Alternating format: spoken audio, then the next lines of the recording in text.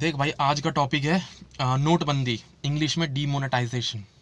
भाई 4 साल से ऊपर हो गए, आज तक कोई विद्वान, ज्ञानी, पंडित ये नहीं बता पाया कि भाई इससे नुकसान हुआ है, फ़ायदा हुआ है, या पीछे जो इतना बड़ा डिसीजन लिया है इसका डिसीजन लेने का असली मंशा क्या थी। ठीक है भाई, तो इस वीडियो में मैं तुम्हें सब कुछ बताऊंगा। और हाँ, जो तुम्हें बताऊंगा वो ना तुम्हें किसी किताब में मिलेगा, ना कोई आरबीआई का गवर्नर बता पाएगा, ना कोई यूट्यूब वीडियो है, ना कोई डॉक्यूमेंट गूगल डॉक्यूमेंट में मिलेगा, और ना ही तुम्हें आरबीआई की वेबसाइट पे जाके मिलेगा। ठीक है, तो पूरी वीडियो आराम से सुनना, बिल्कुल सरल भाषा में।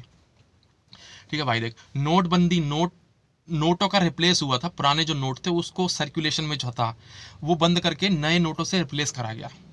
ठीक है भाई, देख, तीन चीजें होती हैं इसके अंदर। एक होता है भाई जो होल्ड करता है नोट को। अगर मेरे पास 10 का नोट है या 100 का नोट है तो मैं उस चीज का होल्डर हूँ। जरूरी नहीं है कि भाई मेरे पास जिंदगी भर के लिए वो होल्ड करके रखूंगा उसको। मैं आज मेरे पास है तो कल मैं किसी और को दूंगा, परसों किसी और के पास जाएगा, तो होल्डर ऐसे चेंज होगा। चेंज दो चीजें नहीं होती, एक तो उस नोट की वैल्यू, और दूसरा जो उस नोट को इशू करता है यानी कि आरबीआई। तू नहीं छाप सकता नोट, या सरकार नहीं छाप सकती, छापेगा भाई जो आरबीआई का गवर्नर है। तो भाई देख, हमें ये नोट का कॉन्सेप्ट, इकोनॉमी, अर्थव्यवस्था समझने के लिए ना 1500, 2000, 2500 साल पीछे जाना होगा, जब इंसान की ज़रूरत ना सिर्फ और सिर्फ ज़िंदा रहने की थी, सिर्फ खाना खाने की थी। ये फ़ोन्स नहीं थे, टेलीफोन अप्लायंस नहीं थे, टीवीज़ नहीं थे, टूरिज़्म नहीं था। लोग सिर्फ खाना खाना, सोना, हगना और खेतों में काम करना, ये चार चीज़ें करते थे। ना कोई गेम्स थे, ना कुछ थे। तो देख, एक दिन क्या हुआ, और हाँ, ये सब चीज़ें तो आपस में एक्सचेंज करते ही थे कि मेरे पास खेत है चावल का, तो मैं क्या करूँगा, गेहूँ खाने का मन है तो मैं किसी और को वो चावल दे के गेहूँ ले लूँगा, या दाल दे के कुछ ना कुछ एक्सचेंज वगैरह चलता रहेगा। अगर किसी ने मुझसे कुआं खुदवाना है तो वो क्या करूँगा, मैं लेबर वर्क करूँगा, तो लेबर वर्क के उसके रिप्लाई में, मतलब उसके रिटर्न में मुझे कुछ ना कुछ वो दे देगा खाने के लिए। तो ये सब चलता रहा। तो एक दिन क्या हुआ उस गाँव में या उस देश में, तो जैसे ना वहाँ के लोगों ने ना एक अनाज बोआ। अनाज बोने से मतलब कि जैसे ग्रीन रेवोल्यूशन, हरित क्रांति से, तो उन लोगों ने बहुत ज़्यादा अनाज बो दिया, सरप्लस। तो उसके बाद क्या करा, उन लोगों ने डिसाइड करा कि यार हमारे पास तो ये कंज्यूम नहीं हो पा रहा। तो उसने क्या करा, एक बंदे को बड़ा बनाया, सरपंच या प्रधानमंत्री, उसको कह दे कि भाई तू इसको रख अपने पास और देश की तरक्की में तो इसको इस्तेमाल करिए। और जो टोटल अनाज हमारे पास हुआ था ना, 300 मेट्रिक टन था वो। तो उसकी इंटरनेशनल मार्केट में वैल्यू थी 3000 रुपये की। ठीक है, एक दिन सरपंच सोचता है कि भाई मेरे को ना गांव में थोड़ी गंदगी हो गई है कंट्री में, इसका सफाई करवानी है। अपने सिटीजन को बोलता है, कह रहा हमें क्या मिलेगा उसके बदले, कह रहा मैं तुम्हें अनाज दूंगा। कह रहा अनाज तो ऑलरेडी हमारे पास है। तो कह रहा ठीक है, अभी तुम्हारे पास अनाज है, कल को सूखा पड़ेगा तो क्या करोगे। तो उसने ना एक कागज़ के नोट के ऊपर ऐसा लिख दिया, 10 किलो अनाज, 10 किलो चावल का, और साइन कर दी नीचे। उसने उसी बंदे को दे दिया जिसकी वर्थ बनती थी, जिसने भी काम करा था, लेबर वर्क। तो ऐसा क्या हुआ, तो अभी देख इस चीज़ को समझ, जो पहले जो 3000 रुपये की वर्थ थी ना इंटरनेशनल मार्केट में, अभी भी इंडिया की 3000 रुपये की ही है।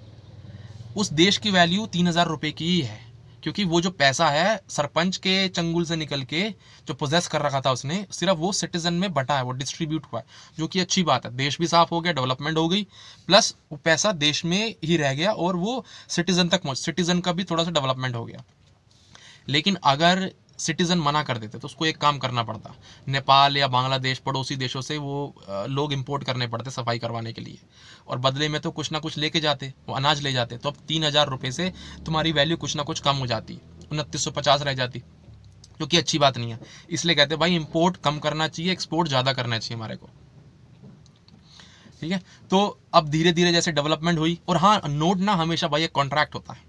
कॉन्ट्रैक्ट यानी कि आरबीआई में और जो होल्डर है उसका, और उस कागज के टुकड़े में वैल्यू क्रिएट हो चुकी है। ठीक है, तो अब जो बंदा होगा होल्ड करके बैठा होगा उसके पास उसकी वैल्यू है।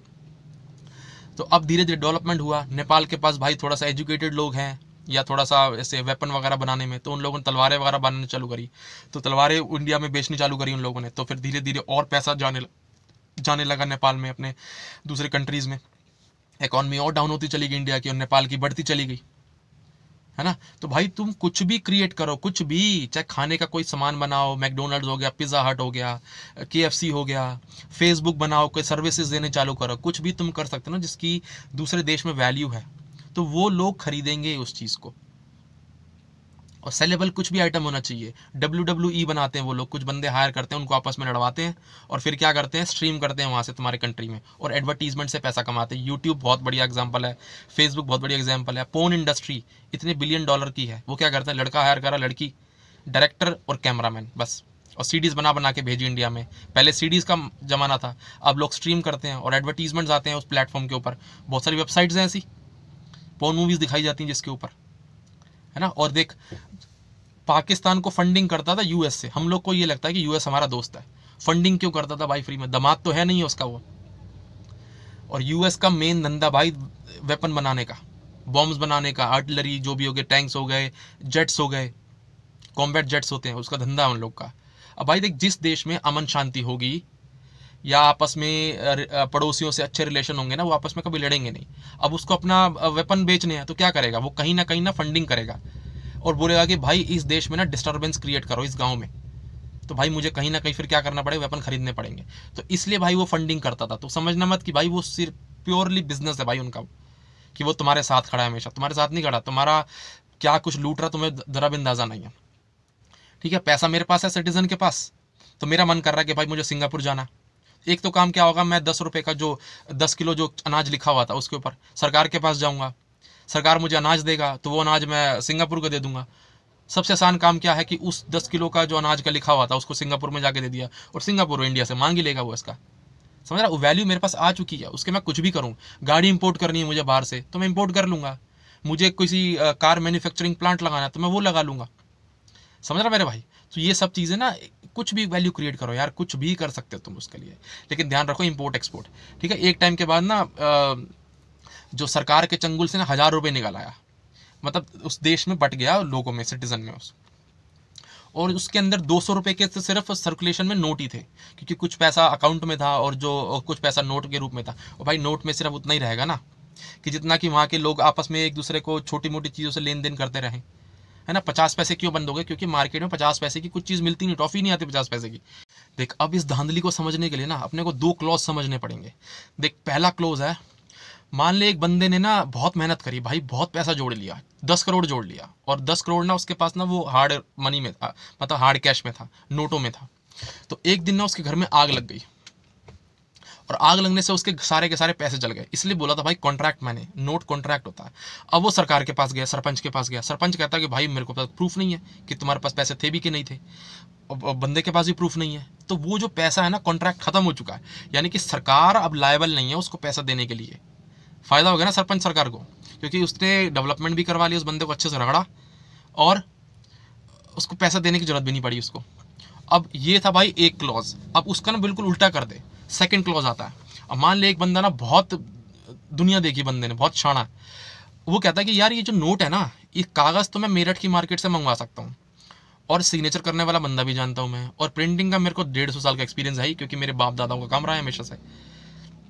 तो उसने क्या करा भाई, कुछ पैसों के नोट छाप दिए। जैसे कि पहले 200 रुपये के नोट मार्केट में थे, तो उसने भाई क्या करा, 50 रुपये के नोट और छाप दी।